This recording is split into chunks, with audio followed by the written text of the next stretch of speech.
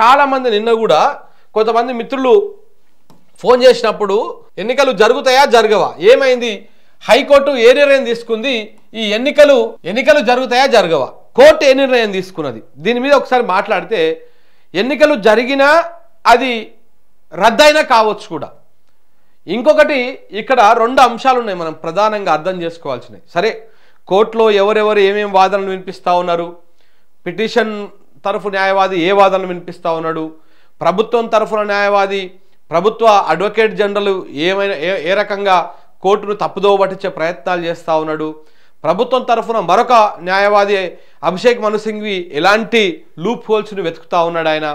దాంతోపాటు ఎంబీసీ కులాలు చేసినటువంటి పిటిషన్లో వాళ్ళకు న్యాయం జరుగుతుందా జరగదా, ఆ 42 రిజర్వేషన్లో మాకు అన్యాయం జరుగుతుంది అని చెప్పేసి చేసినటువంటి ఆ కులాల వాదనని కోర్టు పరిగణకు తీసుకుంటుందా తీసుకోదా, అసలు ఫైనల్గా ఈ జీవో నెంబర్ 9 అనేది నిలబడుతుందా నిలబడదా అనేది మాత్రం ఇంకా తేలలేదు. ఒకవేళ ఇక్కడ మనకు ఇది ఫుల్ స్టాప్ కాదు, ఇది అంటే ఈ రిజర్వేషన్ల ప్రక్రియ హైకోర్టే ఫైనల్గా తేల్చేసేటువంటి అంశం ఉండదు.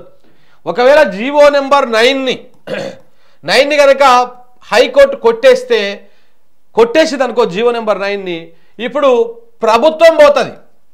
ప్రభుత్వము ఎక్కడికి పోతుంది? సుప్రీంకోర్టుకు పోతుంది ప్రభుత్వం. ఒకవేళ జీవో నెంబర్ 9ని సమర్థించింది అనుకో హైకోర్టు, పిటిషనర్దారులు పోతారు. పిటిషనర్లు వీళ్ళు సుప్రీంకోర్టుకు పోతారు తప్పకుండా సుప్రీంకోర్టుకి. ఎందుకంటే ఇంతకుముందుకే మొన్ననే పోయిండు ఒక ఆయన గోపాల్ రెడ్డి అంట, ఆయన సుప్రీంకోర్టుకి. హైకోర్టులో నడుస్తుంది కదా పంచాయతీ, హైకోర్టులో తేల్చుకొని రండి అని చెప్పేసి సుప్రీంకోర్టు పంపించింది, తిరిగి వెనక్కి పంపించింది. సో కాబట్టి ఇక్కడ కోర్టులో హైకోర్టు ఏం తేల్చినప్పటికీ, ఇది తేల్చినా ఏం తేల్చినా ఇది మళ్ళీ ఫైనల్గా పోవాల్సింది సుప్రీంకోర్టుకే. సుప్రీంకోర్టులో కూడా మళ్ళీ వాదనలు జరుగుతాయి. ఒకవేళ హైకోర్టు ఓకే జీవో నెంబర్ 9ని మేము లోకల్ బాడీ ఎన్నికల వరకు మేము దీన్ని సమర్థిస్తున్నాము కాబట్టి మీరు 42% రిజర్వేషన్ బీసీలకు ఇచ్చేసేయండి అని చెప్పేసి జీవో నెంబర్ 9ని హైకోర్టు సమర్థించిందని అనుకుందాం. కాసేపు రకరకాల వాదనలు ఇవన్నీ విన్న తర్వాత వాదించింది, అవన్నీ అయిపోయిన తర్వాత వీళ్ళు చెప్తా ఉన్నారు కదా, ఇప్పుడు ప్రభుత్వం తరఫున పిటిషన్లు వేసినటువంటి కొన్ని బీసీ సంఘాల నాయకులు కానీ అలాగే కాంగ్రెస్ నాయకులు కానీ ఆల్రెడీ సుప్రీంకోర్టు ఏదైతే చెప్పిందో డెడికేషన్ కమిషన్ రిపోర్ట్ కానీ అలాగే ఏ రకంగా అన్యాయం జరుగుతుందో ఆ డీటెయిల్స్ కానీ ఇవన్నీ ఏవైతే ఈ 3 త్రిబుల్ టెస్ట్ ఉన్నదో ఈ త్రిబుల్ టెస్ట్ అన్నీ ఫాలో అయ్యి చట్టం ప్రకారమే జీవో నెంబర్ 9 ఇచ్చినాము, దీన్ని కొట్టేసేటువంటి ఆస్కారం లేనే లేదు అని చెప్పేసి ఏదైతే బీసీ సంఘాల నాయకులు మాట్లాడుతూ ఉన్నారో ఆ లెక్క ప్రకారమే ఇవన్నీ సమర్థించి వీళ్ళ వాదనలతోటి హైకోర్టు ఏకీభవించి జీవో నెంబర్ 9ను పాస్ చేసినా కూడా ఆమోద ముద్ర వేస్ట్ అంటే మీన్స్ దాన్ని కొట్టేయకపోయినా కూడా రేపు సుప్రీంకోర్టులో ఏం జరుగుతుంది అనేది చాలా కీలకం. సుప్రీంకోర్టులో ఏం జరుగుతుంది, సుప్రీంకోర్టుకు పోతారు మళ్ళా, అక్కడ ఏం జరుగుతుంది. సో కాబట్టి సుప్రీంకోర్టు ఇచ్చినటువంటి తీర్పును సుప్రీంకోర్టే దాన్ని దాటేటువంటి అవకాశం ఉండదు. ఒకవేళ హైకోర్టులో అటు ఇటు చేస్తాయి, ఎందుకంటే సుప్రీంకోర్టు ఇచ్చేటువంటి తీర్పులకు లోబడి కాకుండా కొంత అటు ఇటు చేసి కూడా కొన్ని తీర్పులు వచ్చే సందర్భాలు ఉన్నాయి, మనం చూసినాం. ఎందుకంటే మన ఎమ్మెల్యేల కేసులోనే మనం ఆల్రెడీ అబ్జర్వ్ చేసినాం. ఎమ్మెల్యేల ఫిరాయింపు కేసులో సుప్రీంకోర్టు తీర్పుకు లోబడి 3 నెలల సమయం లోపల మీరు స్పీకర్ ఏదో ఒక నిర్ణయం తీసుకోవాలి అని చెప్పేసి స్పీకర్ కార్యాలయానికి హైకోర్టు సింగిల్ బెంచ్ ఆదేశాలు జారీ చేస్తే ఆ సింగిల్ బెంచ్ తీర్పుని డివిజన్ బెంచ్ తప్పు పట్టింది, కొట్టేసింది, డిస్మిస్ చేసింది. మళ్ళీ అదే డివిజన్ బెంచ్ తీర్పుని సుప్రీంకోర్టు డివిజన్ బెంచ్కి చీవాట్లు పెట్టడంతో పాటు ఏకసభ్య ధర్మాసనం ఇచ్చినటువంటి సింగిల్ బెంచ్ ఇచ్చినటువంటి తీర్పును సమర్థించింది. సో కాబట్టి ఈ కింది కోర్టులో హైకోర్టులో సింగిల్ బెంచ్ ఇచ్చిన తీర్పు డివిజన్ బెంచ్ కొట్టేయచ్చు, డివిజన్ బెంచ్ ఇచ్చినటువంటి తీర్పు సుప్రీంకోర్టు కొట్టేయచ్చు. ఒకవేళ సుప్రీంకోర్టులో కూడా మరి అందులో కూడా సింగిల్ బెంచు, డివిజన్ బెంచు, రాజ్యాంగ ధర్మాసనము, ఇప్పుడు ఇదంతా ఈ రాజ్యాంగం సంబంధించినటువంటి అంశం కాబట్టి రాజ్యాంగ ధర్మాసనము తప్పకుండా దీని మీద విచారణ చేయాల్సి ఉంటుంది. రాజ్యాంగ ధర్మాసనం సిజేఐ ఆధ్వర్యంలో ఉంటుంది. సో కాబట్టి వీళ్ళందరూ కూడా దీని మీద డిస్కస్ చేసి మాట్లాడేటువంటి అవకాశం కూడా కనపడుతుంది. సో కాబట్టి ఇది ఇక్కడితోనే అయిపోతుంది, ఇది ఇక్కడితోనే అయిపోదు. సో కాబట్టి ఇదంతా కూడా ఒక ఊగిసలాట. ప్రభుత్వము కులాల మధ్య కుంపట్లు పెట్టేసి మంటలు పెట్టేసి చలి కాసుకుంటా ఉన్నది. ఇప్పుడు ప్రజలంతా దీని గురించి ఆలోచించుకోవాలి. ఇది దేని గురించి? ఈ లోకల్ బాడీ నడుస్తుందా నడవదా, నడిచినా అది ఉంటుందా ఉండదా. ఇప్పుడు వీళ్ళని నమ్ముకొని ఇప్పుడు ఈ జీవో నెంబర్ సమర్థించిందని అనుకుందాం. సుప్రీంకోర్టుకు వాళ్ళు పోయే గ్యాప్లో వీళ్ళు ఈ మధ్యలో వీళ్ళు ఈడ ఎన్నికలు పెట్టిరని అనుకుందాం. ఇప్పుడు ఎన్నికలు పెడితే ఇవాళ నోటిఫికేషన్ వస్తుంది 10:30కి ఎన్నికల నోటిఫికేషన్ వస్తే ఇవాళ నామినేషన్లు వేసేసి ఇప్పుడు ఎన్నికలు జరిగినాయి అనుకో, ఇప్పుడు అవగలే జరిగినటువంటి ఎన్నికలు రేపు రద్దు అయితే ఏంది పరిస్థితి? ఈ ఎన్నికల్లో సర్పంచులు గానో ఎంపీటీసీలు గానో జెడ్పీటీసీలు గానో వాళ్లకు ఏ పార్టీ నుంచి ఫండ్ ఎంత వచ్చినా కూడా సొంతంగా కొంత ఖర్చు పెట్టుకోవాల్సి ఉంటుంది. ఇవాళ రేపు పార్టీ ఏ పార్టీ కూడా సర్పంచులకు ఫండ్ పంపించదు.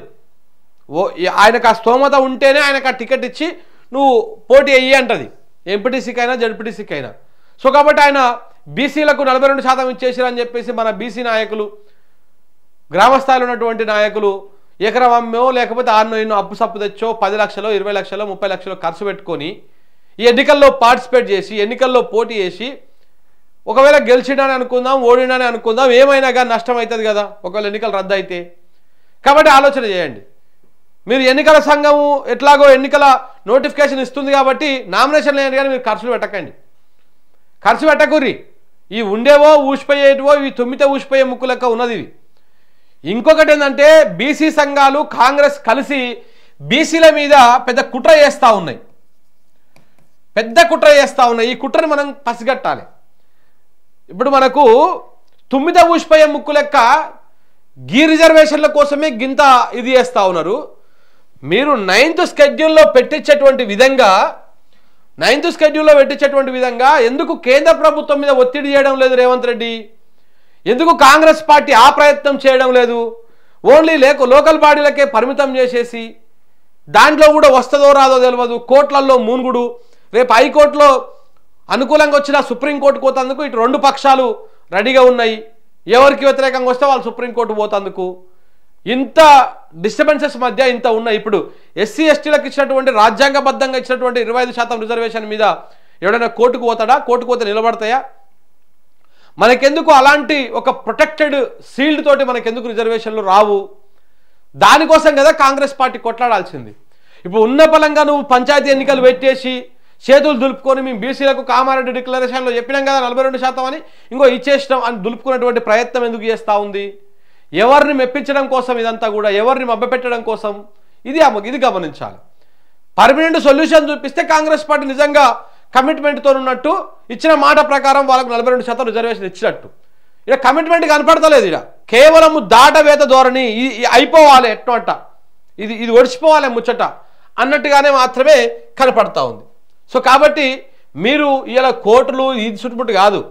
బీసీ సంఘాల నాయకులకు నేను ఒకటి విజ్ఞప్తి చేస్తున్నా. అసలు కాంగ్రెస్ పార్టీ ఇప్పుడు ఉన్న పలంగా పెట్టాల్సినటువంటి అవసరం లేదు పంచాయతీ ఎన్నికలు. మీరు 42% రిజర్వేషన్ చట్టబద్ధంగా రాజ్యాంగబద్ధంగా మనకు ఎలాంటి ఇబ్బందులు లేకుండా రిజర్వేషన్ కల్పించి అప్పుడు పెట్టండి మీరు ఎన్నికలు. అది ఇంకా 6 నెలలు కానీ ఇంకా సంవత్సరం కానీ ఆ ప్రయత్నం చేయండి.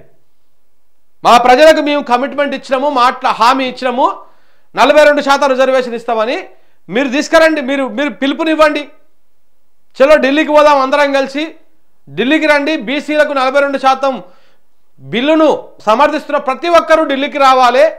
ఢిల్లీలో తిష్టేసుకొని కూర్చుందాము. మా రేవంత్ రెడ్డి గారు ముఖ్యమంత్రి గారు హామీ ఇచ్చారు కాబట్టి ఆయన ఆమరణ నిరాహార దీక్ష చేస్తాడో లేకపోతే ఇంకే దీక్ష చేస్తాడో ఆ దీక్షకు మనం సపోర్ట్ చేద్దామని చెప్పేసి పిలుపునియండి కాంగ్రెస్ పార్టీ. లేదా పొన్నం ప్రభాకర్ గౌడ్ గారు ఆమరణ నిరాహార దీక్ష చేస్తే మాయ ఆడ ఢిల్లీలో, పిసిసి మహేష్ కుమార్ గౌడ్ ఆమరణ నిరాహార దీక్ష చేస్తే మాయే, తెలంగాణ సమాజం అంతా కూడా సపోర్ట్ చేస్తుంది కదా ఆడికి వచ్చి. మీరు చేయొచ్చు కదా ఈ ప్రయత్నం. బీసీలకు 42% రిజర్వేషన్ సాధించినటువంటి ఘనత అప్పుడు మీదే అవుతుంది కదా. కేంద్ర ప్రభుత్వం మెడలు వంచి 42% రిజర్వేషన్ కల్పిస్తూ పార్లమెంట్లో బిల్లు పాస్ చేసి దాన్ని 9th షెడ్యూల్లో పెట్టిస్తే తమిళనాడు తరహాలో మనకు రాజ్యాంగబద్ధంగా ఎలాంటి ఇబ్బందులు లేకుండా వస్తాయి కదా. అక్కడ కూడా 60 నుంచి 70% రిజర్వేషన్లు ఇస్తున్నారు తమిళనాడులో. మరి మనం ఎందుకు ఇవ్వలేకపోతా ఉన్నాం? దేనికి లేకపోతా ఉన్నావు? ఆ రకంగా మనం కూడా ప్రయత్నాలు చేయొచ్చు కదా. రేవంత్ రెడ్డి గారికి మోడీ గారికి మంచి సంబంధాలే ఉన్నాయి. రేవంత్ రెడ్డి గారికి ఆర్ఎస్ఎస్ వాళ్ళకు మంచి సంబంధాలే ఉన్నాయి. రేవంత్ రెడ్డి గారికి అమిత్ షా గారు, ఇటు చంద్రబాబు నాయుడు గారు, బీజేపీ వాళ్ళందరితో మంచి సంబంధాలే ఉన్నాయి. మెప్పిస్తారో ఒప్పిస్తారో ఏం చేస్తారో చేయించి బీసీ ప్రజల కోసం గా మాత్రం పని చేసి పెట్టలేరా? చేసి పెట్టచ్చు కదా, చేయరు. అది అలా చేస్తే కమిట్మెంట్తో చేసినట్ట. ఇదేదో మమ్మ అనిపించేసి చేతులు దులుపుకోవాలి. 6 గ్యారెంటీలు అమలు చేస్తామని చెప్పుకుంటారు కదా కాంగ్రెస్ నాయకులు. సేమ్ అట్లనే ఇది కూడా మేము 42% ఇచ్చేసినాం ఇవ్వడానికి మేము ప్రయత్నం చేస్తూ ఉంటే ఈ కోట్లలో కేసులు వేసి ఆపేసిరని చెప్పి దులుపుకునేటువంటి ప్రయత్నం మాత్రమే జరుగుతూ ఉంది ఇక్కడ.